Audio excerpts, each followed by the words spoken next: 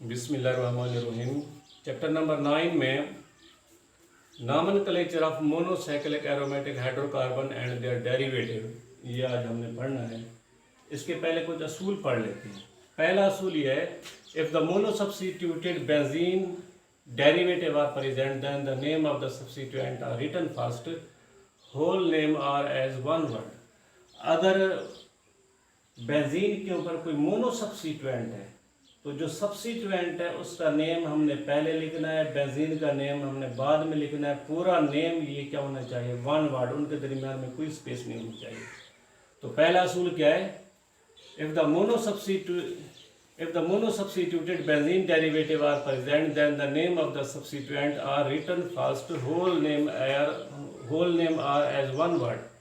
इसका मतलब क्या है कि अगर बेंजीन के ऊपर कोई मोनोसब्स्टिट्यूएंट है तो सब्स्टिट्यूएंट का नेम हमने पहले लिखना है, बेंजीन का नेम हमने बाद में लिखना है। ये पूरा जो नेम है उसको हमने वन वर्ड में लिखना है। दूसरा असूल ये है, some monosubstituent benzene derivative have special name. कुछ monosubstituted benzene derivative special name रखते हैं। अब जैसे ये मॉलिक्यूल है, बेंजीन के ऊपर क्या आ गया है, NH2 आ गया है। इसका नेम होना चाहिए अमाइनो बेंजीन, लेकिन इसका नेम क्या है, एनिलीन। इसका नेम क्या है, एनिलीन इसका नेम है। और इसका नेम क्या है कि बेंजीन के ऊपर अगर कोई एक सब्स्टिट्यूएंट आ गया, सब्स्टिट्यूएंट का नेम हमने पहले लिखना है, बेंजीन का नेम हमने बाद में लिखना है, और पूरा जो नेम है वो वन वर्ड में लिखना है। तो इसका नेम क्या होगा, क्लोरोबेंजीन। क्लोरोबेंजीन। अच्छा, तीसरा असूल है, if the special name molecule have the substituent then the special name molecule as the parent molecule. अगर हमारे पास कोई स्पेशल नेम मॉलिक्यूल है, उसके ऊपर कोई सब्स्टिट्यूएंट आ गया है, तो वो जो स्पेशल नेम मॉलिक्यूल है वो हमारे पास क्या होगा, पेरेंट मॉलिक्यूल होगा, पेरेंट नेम होगा। तो जो सब्स्टिट्यूएंट है उसका नेम हमने पहले लिखना है। दोबारा देखें तीसरे असूल को, if the special name molecule are substituent, if the special name molecule have the substituent then the special name molecule are as the parent molecule. अगर स्पेशल नेम मॉलिक्यूल के ऊपर कोई ग्रुप आ गया है, खास करें ये मॉलिक्यूल है, अब ये मॉलिक्यूल क्या है, स्पेशल नेम मॉलिक्यूल है, इसके ऊपर कोई ग्रुप आ गया है, कोई सब्स्टिट्यूएंट आ गया, तो सब्स्टिट्यूएंट का नेम हमने पहले लिखना है, स्पेशल नेम का हमने बाद में लिखना है। तो जो स्पेशल नेम है वो हमारे पास क्या है, पेरेंट मॉलिक्यूल है। तो इसका नेम क्या होगा, 2-क्लोरोफिनोल। 2-क्लोरोफिनोल मॉलिक्यूल है। 4 है, if the two same substituent are present. अगर बेंजीन के ऊपर जो सब्स्टिट्यूएंट है वो सेम है on the benzene ring, then the ortho meta para are used. जो आर्दो पोजीशन है वो 1-2 होती है, जो मेटा पोजीशन है वो 1-3 होती है, जो पैरा पोजीशन है वो क्या है, 1-4 होती है। 4 असूल क्या है, if the two same substituent are present. अगर बेंजीन के ऊपर जो सब्स्टिट्यूएंट अटैच हैं तो वो सेम है, तो फिर क्या इस्तेमाल करना चाहिए, आर्दो मेटा पैरा इस्तेमाल करना चाहिए। जो आर्दो है वो कौन सी पोजीशन है, 1-2, जो मेट है वो कौन सी पोजीशन है, 1-3 है, जो पैरा है वो कौन सी पोजीशन है, 1-4 है। जैसे ये मॉलिक्यूल है, अगर बेंजीन के ऊपर 2 CH3 ग्रुप हैं, दीज आर ज़ाइलीन, तो ये क्या होते हैं, ज़ाइलीन होते हैं। तो इसका नेम क्या बनेगा, आर्दोज़ाइलीन। आर्दोज़ाइलीन। अब O किसके लिए है, आर्दो के लिए है। या इसका नेम ये भी बन सकता है 1-2 भी बन सकता है, 1-2 डाइमिथाइल, 1-2 डाइमिथाइल, 1-2 डाइमिथाइल। आगे क्या लिख लेंगे, बेंजीन, 1-2 डाइमिथाइल बेंजीन। इसको देखें, जो नेक्स्ट मॉलिक्यूल है, वहाँ पर 2 मिथाइल ग्रुप ये 1-4 पोजीशन पर आ गए, तो इसका नेम क्या बनेगा, पैराज़ाइलिन। पैराज़ाइलिन।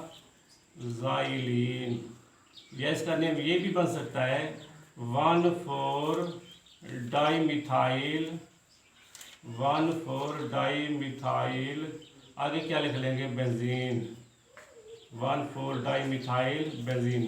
तो 4 हमारे पास असूल क्या है, रूल क्या है, if the two same substituent are present on the benzene ring then the ortho meta and para are used. जो आर्थो पोजीशन है वो 1 2 होती है, जो मेटा पोजीशन है 1 3 है, और जो पैरा पोजीशन है वो 1 4 होती है। पांचवा असूल ये है, if the two or more substituent are present then the start counting on the high priority group. अगर बेंजीन के ऊपर 2 या 2 से ज़्यादा कोई ग्रुप आ गए हैं और वो ग्रुप प्रायोरिटी ऑर्डर लिस्ट में मौजूद है और जिसकी प्रायोरिटी पहले होगी वो वहाँ से हमने नंबरिंग शुरू करनी है। ये असूल क्या है, if the two or more substituent are present then the start counting on the high priority group. अगर बेंजीन के ऊपर 2 या 2 से ज़्यादा कोई सब्स्टिट्यूएंट कोई ग्रुप आ गए हैं तो हमने नंबरिंग वहाँ से स्टार्ट करनी है जिसकी प्रायोरिटी ज़्यादा है। अब जैसे ये मालिक्यूल है, इस मालिक्यूल में एल्डिहाइड और हाइड्रोक्सिल ग्रुप आ गए हैं। इस मालिक्यूल में जो फंक्शनल जो ग्रुप है वो कौन से हैं, एल्डिहाइड और हाइड्रोक्सिल। जो एल्डिहाइड है उसकी पोजीशन पहले है, प्रायोरिटी पहले है, जो हाइड्रोक्सिल है उसकी प्रायोरिटी बाद में। हमने काउंटिंग कहाँ से शुरू करनी, एल्डिहाइड से। तो इसकी काउंटिंग करेंगे 1 2 3। इसका नेम क्या लिखेंगे, 3 हाइड्रोक्सी, 3 हाइड्रोक्सी। आगे क्या लिख लेंगे, बेंजल्डिहाइड, बेंजल्डिहाइड, 3 हाइड्रोक्सी बेंजल्डिहाइड। अब इसका नेम क्या है, इसका नेम क्या है, बेंजल्डिहाइड। इसके साथ चूँकि हाइड्रोक्सिल आ गई है ना, तो हमने क्या लिखना है, 3 हाइड्रोक्सी बेंजल्डिहाइड। अच्छा 6 इसका रूल ही है, if the two or more substituent are present which are not present in the priority list they are written at the alphabetical order. अगर बेंजीन के ऊपर 2 या 2 से ज़्यादा कोई सब्स्टिट्यूएंट आ गए हैं, वो सब्स्टिट्यूएंट प्रायोरिटी लिस्ट में नहीं है, तो उसका नेम हमने क्या लिखना है, ये अल्फ़ाबेटिकल ऑर्डर के हिसाब से लिखना है। अगर बेंजीन के ऊपर 2 या 2 से ज़्यादा सब्स्टिट्यूएंट आ गए हैं और ये सब्स्टिट्यूएंट प्रायोरिटी ऑर्डर लिस्ट में नहीं है, उसका नेम हमने क्या लिखना है, अल्फ़ाबेटिकल ऑर्डर के हिसाब से लिखना है।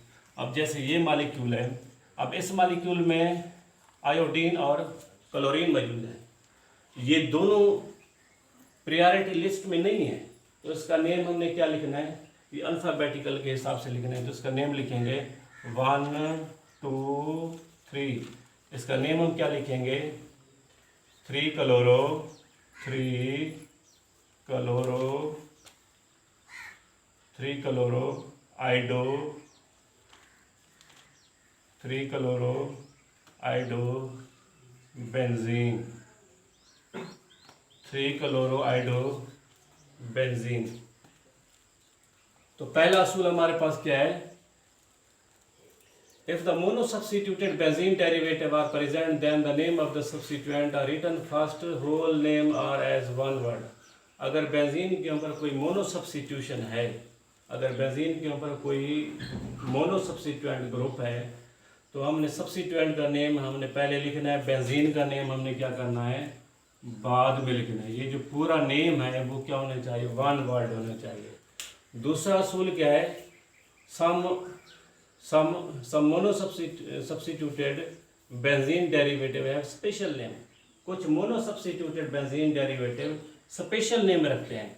जैसे ये मालिक्यूल है, बेंजीन के ऊपर अगर NH2 आ गया तो इसका नेम होना चाहिए था अमाइनो बेंजीन, लेकिन अब इसका नेम क्या है, एनिलीन है। तीसरा असूल ये है, if the special name molecule have the substituent then the special name molecule are as parent molecule. अगर कोई स्पेशल नेम मालिक्यूल के साथ कोई सब्स्टिट्यूएंट आ गया तो हमने सब्स्टिट्यूएंट का नेम पहले लिखना है, जो स्पेशल नेम है उसका नेम हमने क्या करना है बाद में, यानी वो हमारे पास क्या होगा, ये पेरेंट मालिक्यूल होगा। फोर असूल ये है, if the two same substituent are present then the 1 2 ortho meta 1 3 and para 1 4 position are used। अगर बेंजीन के ऊपर जो सब्स्टिट्यूएंट है वो सेम आ गए हैं तो उसके लिए हम क्या इस्तेमाल करेंगे, आर्दो इस्तेमाल कर सकते हैं, मेटा इस्तेमाल कर सकते हैं, पैरा इस्तेमाल कर सकते हैं उसके लिए। अच्छा पांचवा असूल ये है, if the two or more substituent are present then the start counting on the high priority group। अगर बेंजीन के ऊपर 2 या 2 से ज़्यादा ऐसे ग्रुप आ गए हैं ये ग्रुप अगर ये प्रायोरिटी लिस्ट में मौजूद है तो हमने काउंटिंग वहाँ से शुरू करनी है कि जिसकी प्रायोरिटी ज़्यादा है। अब जैसे ये मालिक्यूल है एल्डिहाइड और हाइड्रोक्सिल, तो एल्डिहाइड की प्रायोरिटी ज़्यादा है, हाइड्रोक्सिल की प्रायोरिटी क्या है, कम है। हमने काउंटिंग कहाँ से करनी है, एल्डिहाइड से करनी है। तो इसका नेम क्या बनेगा, ये 3 हाइड्रोक्सी बेंजल्डिहाइड। अच्छा, आखिरी है, if the 2 or more substituent are present which are not present in the priority list, they are written as the alphabetical order। अगर बेंजीन के ऊपर 2 या 2 से ज़्यादा सब्सिट्यूएंट ऐसे आ गए हैं जो प्रायोरिटी लिस्ट में नहीं है, तो उसका नेम हमने क्या करना है, अल्फ़ाबेटिकल ऑर्डर के हिसाब से लिखना। अब जैसे आइडो और Cl आ गया है, तो ये क्या बन जाएगा, 3 क्लोरो 1 आइडो, 3 क्लोरो 1 आइडो, 3 क्लोरो 1 आइडो बेंजीन, या 1 नाम भी लिखे तब भी ठीक है, 3 क्लोरो बेंजीन ये भी लिख सकते हैं। अच्छा, अब इसकी एक्सरसाइज करते हैं।